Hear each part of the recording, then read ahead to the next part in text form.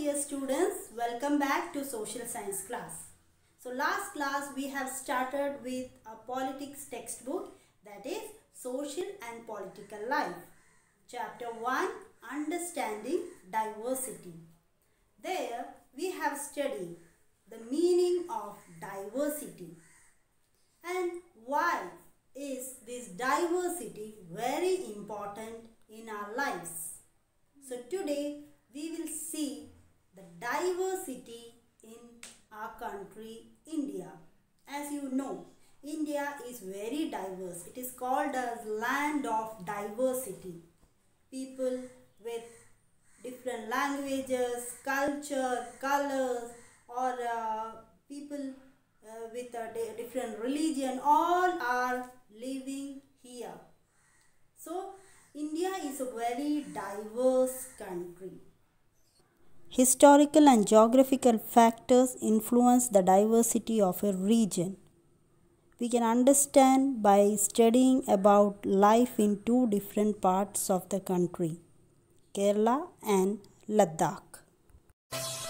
Ladakh is a cold desert in the mountains in the eastern part of Jammu and Kashmir.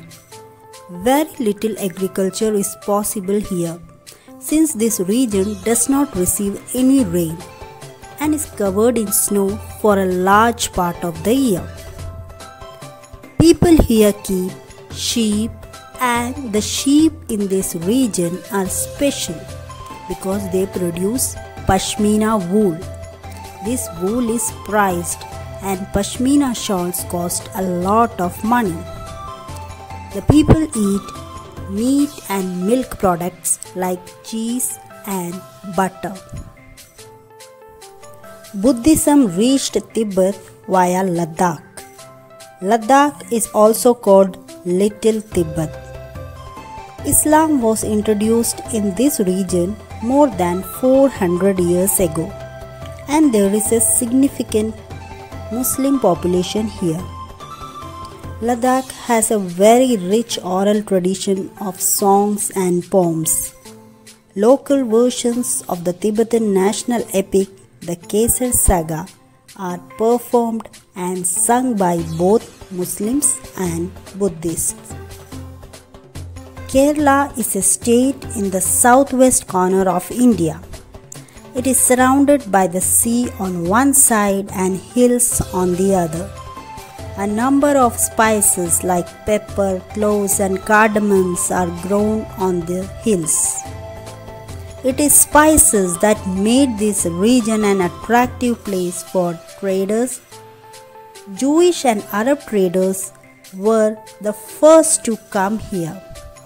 The apostle of Christ, St. Thomas, is believed to have come here nearby 2000 years ago, and he is credited with bringing Christianity to India.